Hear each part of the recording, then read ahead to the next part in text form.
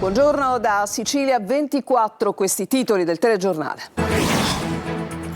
Palermo, un motociclista di 37 anni è morto nello scontro tra una Vespa e un'auto a noleggio in un incrocio in pieno centro. Inutili soccorsi, la polizia municipale indaga sulla dinamica e sul rispetto delle precedenze. Messina, calci, pugni e sputi di un detenuto a Gazzi contro una sovrintendente della polizia penitenziaria che soccorreva un agente. Ad Agrigento intanto convalidati gli arresti per 8 carcerati protagonisti di una rivolta. Resta da chiarire la vicenda di una lite tra l'autista e un passeggero minorenne. A Marsale il ragazzo avrebbe fumato sul mezzo innescando la reazione del conducente del bus. Il comune ha avviato un'indagine. Cittadini e commercianti sono scesi in piazza Sferracavallo nel Palermitano per protestare contro la crescente ondata di intimidazioni e sparatorie nel mirino attività e abitazioni, mentre si teme un ritorno delle richieste del pizzo. A pochi mesi dalla inaugurazione, piazza Rosa Balistreri a Catania mostra segni evidenti di degrado. Verde incolto, fontana fuori uso, rifiuti ovunque, delusione tra i cittadini. Roberto Vecchioni incanta Agrigento con Tra il silenzio e il tuono. Il cantautore regala al pubblico un messaggio intenso: amare la vita sempre. Calcio, il Catania verso i play-off con lo sguardo alle altre squadre che puntano al ritorno in B. Ascoli tra le favorite, ma attenzione anche a Salernitana, Ravenna e Union Brescia. Serie D, l'ultima giornata di campionato si gioca regolarmente, non passa il ricorso della Reggina per il no del Tribunale Federale Nazionale. Messina in campo oggi contro il Milazzo, mentre la decisione definitiva attesa il 12 maggio.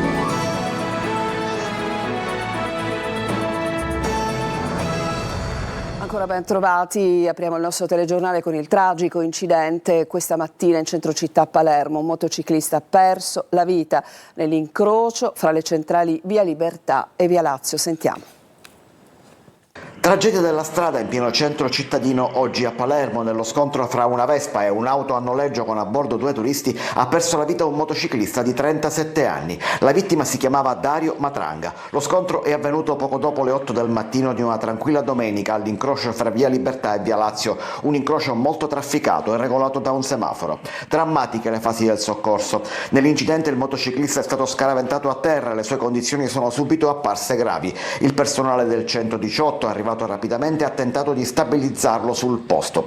Interventi rianimatori avvenuti sul selciato fra i passanti prima di trasportare con urgenza in codice rosso Matranga al centro traumatologico del vicino ospedale di Villa Sofia.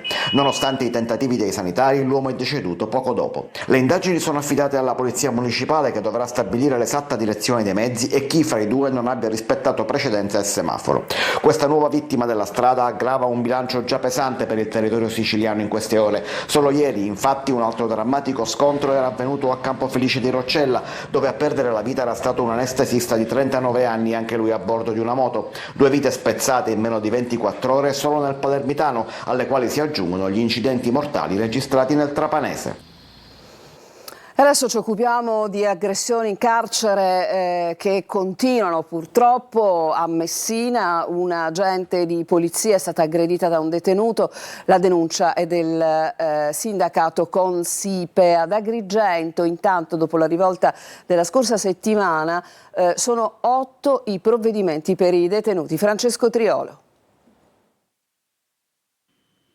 Ancora aggressioni in carcere a Messina. Nella struttura di Gazzi una sovrintendente della polizia penitenziaria è stata colpita da un detenuto mentre cercava di aiutare un collega in difficoltà. Secondo quanto riferito dal sindacato Consipe, l'uomo, un detenuto di origine calabrese, avrebbe reagito con violenza, spinte, calci, pugni al braccio e alla spalla e anche sputi al volto. Nonostante l'aggressione, la sovrintendente riuscì a intervenire e a mettere in sicurezza il collega, evitando conseguenze peggiori. A sottolineare l'accaduto il presidente nazionale del sindacato Mimmo Nicotra, che parla di atto di grande coraggio e chiede che il gesto non venga dimenticato ma riconosciuto ufficialmente, e chiede il trasferimento immediato e d'urgenza del detenuto aggressore, un'azione disciplinare esemplare. L'episodio riaccende l'attenzione sulle condizioni di lavoro all'interno degli istituti penitenziari e sulla sicurezza degli agenti, spesso chiamati a operare in situazioni di forte tensione. Appena giovedì scorso un'altra violenta rivolta era scoppiata nel carcere di Agrigento. E adesso il GIP del Tribunale Michele Dubini ha convalidato l'arresto degli 8 detenuti protagonisti delle violenze all'interno del Pasquale Di Lorenzo. I detenuti avevano aggredito un sostituto commissario e un altro agente, sottraendo loro le chiavi per aprire le celle e devastando il reparto. Sono stati danneggiati quadri elettrici, estintori, suppellettili. Solo l'intervento della polizia penitenziaria in assetto antisommossa ha permesso di riportare la calma e isolare i responsabili dopo ore di devastazione. Andiamo adesso a Marsala. Un minore fuma dentro un bus di linea e viene richiamato dall'autista. Dalle parole si passa ai fatti. L'autista sembra avere reagito malamente, una reazione scomposta che è stata ripresa comunque dalle videocamere dei cellulari di alcune persone che si trovavano proprio nel bus. Il video però non mostra con chiarezza un eventuale schiaffo, è tutto da chiarire. Il comune ha disposto un'indagine amministrativa, ma sentiamo Laura Spanò. La vicenda è avvenuta lo scorso 29 aprile a Marsala. Il conducente di un autobus di linea cittadina pieno di ragazzi avrebbe schiaffeggiato uno studente perché, invitato a non fumare all'interno del veicolo, avrebbe risposto in modo inappropriato. Il confronto fisico, nato dopo il richiamo dell'autista, è degenerato rapidamente e l'episodio è documentato da un video realizzato da una persona presente. Nelle immagini non si vede il momento dello schiaffo, ma si sente uno schiocco. Il comune di Marsala ha disposto un'indagine amministrativa. Il vice sindaco con delega ai trasporti pubblici Giacomo Tumbarello ha chiesto di avviare le necessarie indagini per accertare la realtà dei fatti. Il rispetto delle regole sui mezzi pubblici è fondamentale, dice, così come lo è il rispetto delle persone e dei ruoli. Sulla vicenda interviene anche la famiglia del ragazzo attraverso l'avvocato Daniele Cimiotta. In una nota illegale sottolinea come dalle immagini emerga in modo inequivocabile lo schiaffo sferrato dall'autista, definendo l'episodio di estrema gravità anche perché ai danni di un minore e da parte di un soggetto impegnato in un pubblico servizio. Pur riconoscendo che la dinamica sarà oggetto di ulteriori accertamenti, la famiglia evidenzia che nessun comportamento, quando anche inopportuno, può giustificare il ricorso alla violenza fisica. Secondo il racconto del ragazzo, il diverbio sarebbe nato da un ritardo nel risalire sul bus dopo aver fumato alla fermata, comportamento ritenuto biasimabile ma non tale da giustificare quanto accaduto. Viene chiesto perciò un intervento delle autorità per chiarire i fatti ed evitare il ripetersi di episodi simili. Famiglie di residenti e commercianti in piazza Sferracavallo contro la recrudescenza della violenza che da novembre fino ai giorni scorsi ha portato a numerosi danneggiamenti, intimidazioni e sparatorie dalla borgata del Palermitano fino alla zona nord della città. Maglio Viola. E allarme recrudescenza della violenza e probabilmente anche della richiesta di pizzo a Palermo. Non solo le 3 sparatorie contro attività commerciali e abitazioni nel mese di aprile. Dallo scorso novembre è un continuo narrare di episodi del genere. Colpi d'arma da fuoco contro auto, vetrine, saracinesche e abitazioni. E adesso a scendere in piazza sono anche i residenti della borgata di Sferacavallo, al centro di alcuni di questi episodi. Qualche centinaio fra commercianti e residenti hanno inscenato ieri pomeriggio una manifestazione di piazza rispondendo alla chiamata dell'associazione Filiis, una protesta avvenuta poco distante dal ristorante Brigantino colpito nella notte fra il 24 e il 25 aprile da una sventagliata di mitra Kalashnikov.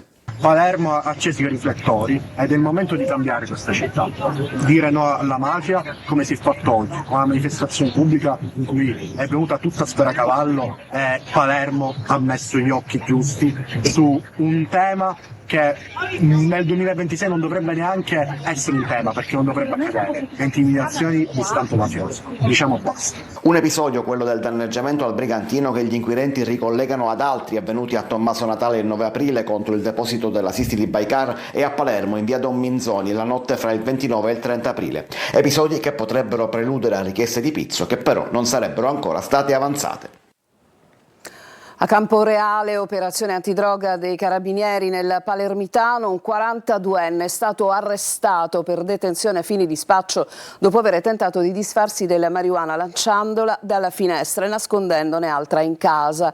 Denunciato anche un 22enne trovato in possesso di hashish e crack già suddivisi in dosi. In un appartamento vicino i militari hanno scoperto anche 80 grammi di stupefacente che erano stati appunto nascosti.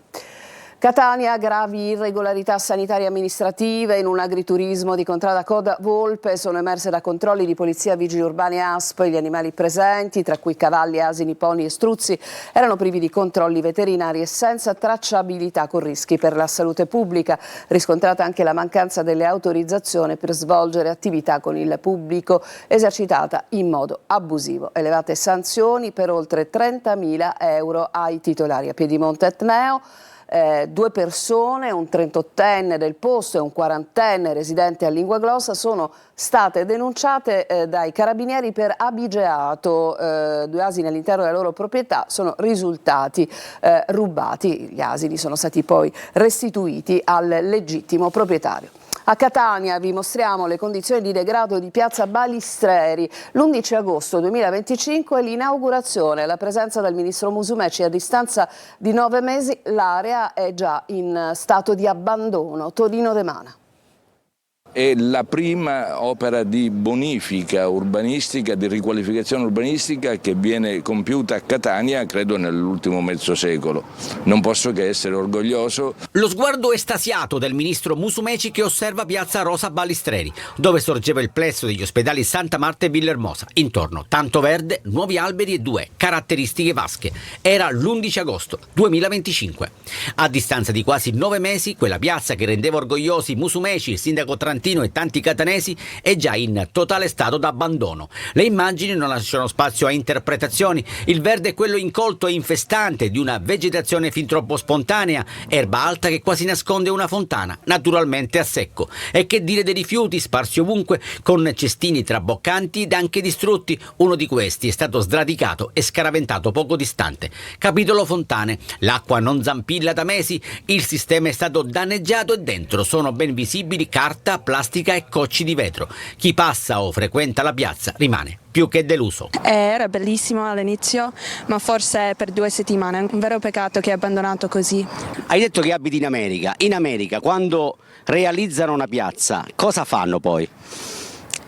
C'è un team di manutenzione che viene ogni giorno appunto. Qua non si vede nessuno. È abbandonata, trascurata, c'è l'immondizia nelle vasche. La superficie totale dell'area è di 4.150 metri quadrati, 1.250 dei quali destinati a verde, sempre più sbiadito ed appassito, con il caldo estivo che rischia di cancellarlo definitivamente. A Catania la Polizia Municipale ha multato 16 parcheggiatori abusivi e ha sequestrato 120 euro ritenuti provento di attività illecita durante i controlli. A Catania, appunto, la Polizia in Piazza Duomo ha anche denunciato per truffa un uomo che con modalità ritenute insistenti, moleste e intimidatorie si sarebbe fatto dare 25 euro da minorenni di una scolaresca di Brindisi in gita a Catania per una inesistente iniziativa di beneficenza. Adesso ci fermiamo, c'è una pausa, torniamo tra poco.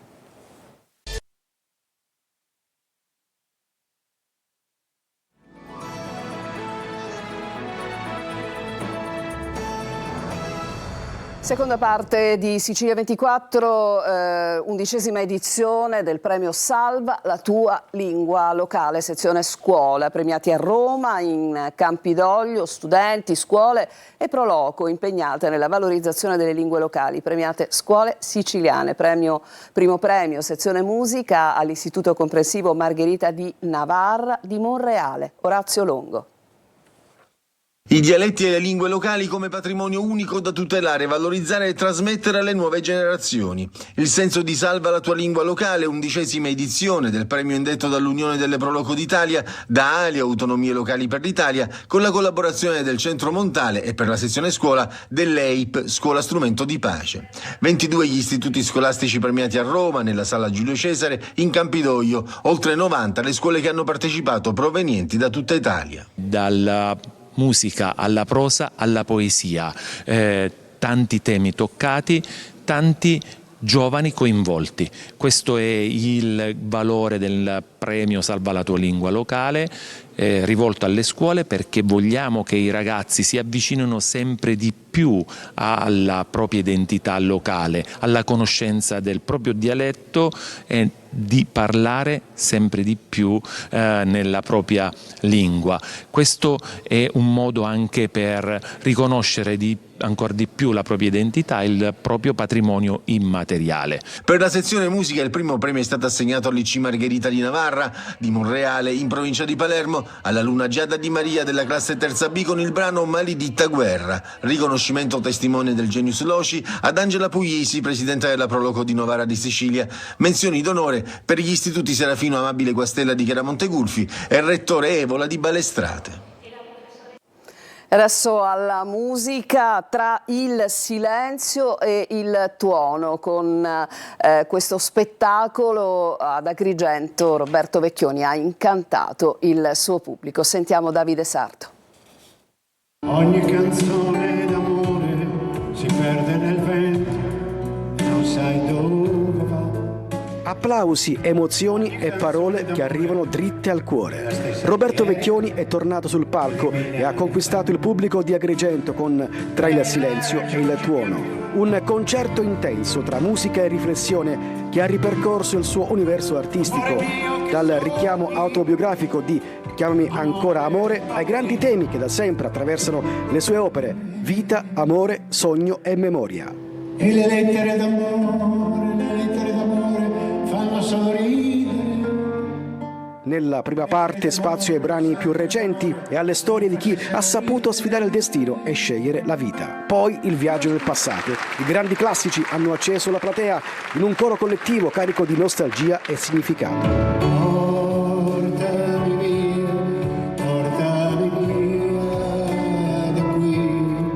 Uno spettacolo che ha lasciato il segno, un messaggio chiaro: amare la vita sempre, anche nelle sue contraddizioni, perché è nello sguardo che cambia tutto. Ci fermiamo ancora, c'è un'altra pausa e poi il calcio. Cominceremo con le avversarie del Catania nei play-off, quali appunto le squadre da temere maggiormente. Torniamo tra poco.